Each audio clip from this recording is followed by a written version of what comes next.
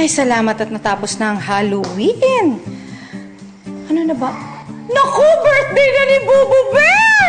Hala! Naku, hindi pa... Naku, Pasko na! Oh my God, mag-workout pa ako! Ano na lang? Paano na lang? Grabe naman! Naman! Mga kapuso, ang niyo pong nasasaksihan ay ang kilala natin bilang Asia's Songbird in her unusual stage. Ito ay tatawagin nating Songbird in panic mode. Panoorin natin itong hayan kung kakalma ba siya or lalala pa lalo. Habang ako ay lumala. Ikaw? Imbis na tulungan mo ako sa mga Ano dilemma. ba pinagkakaabalahan mo? Kasi nga, magba-birthday si Bubu Bear. Pasko na, wala pa akong mga paandar. Alam mo naman kami mga nanay, kailangan may mga paandar kami, no? Ang dami mo namang gusto. Kaya pala, sabi mo nanay, paandar. May dalawa ako na, oh, ayan, oh. Kayo na pasilip ng silip yan. Kala ko mga kapitbahay, pasalamat sila, maganda sila. Ang maganda ng mga Hindi ako tumawag ng pulis. Umupo muna Ako kayo, yung mga paandar, kaibigan ng paandar. aking mga kumaring mga bagets. Yes! Oo, si LJ Reyes at syempre si Cherry Solomon na kasama si... Ali. Ali. Ali. Hoy, huwag mo tayo takutin, bata.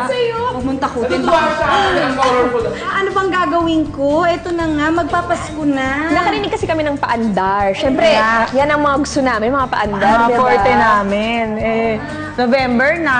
So, gawa na tayong Christmas tree. Siyempre, ito matagal-tagal itong gawin mga 1 month. Hindi, joke lang.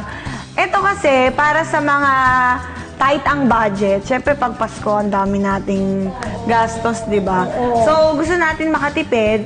So, from 2,000 plus na Christmas tree, 100 pesos na lang. Why not? Taray! Using recycled materials. Pero, in our pero home. maganda. Akala ko ornament talaga siya na... Hindi, ginawa ko lang po yan kanina. Ginawa mo Bago lang yan tayo kanina. You're so doon. talented. I know. Nakapagod ka dito na walang paalam. Sabi ko na.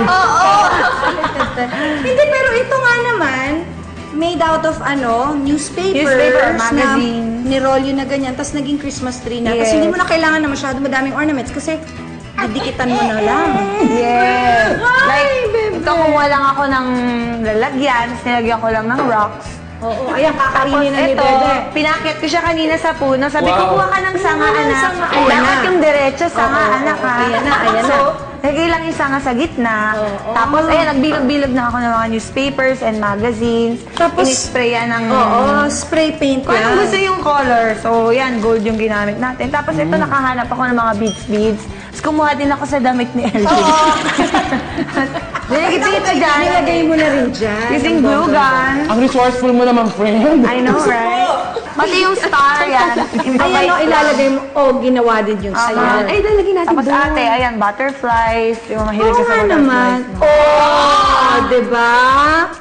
Kung mako si LG ng baba, no? Para laki na naiambag niya agad. Hindi ko kaya yung boss ni ate at kasi. Oo nga naman. Pwede nga. Alam mo, pwede din gumawa siguro ng parol. Na-imagine ko, Yes, parol, no? tama. Made out of newspapers. At saka yung mga newspapers natin, minsan hindi naman natin nagagamit. This is a good way of, yung recycling ba? Oo. Tama. I love it. Ayan.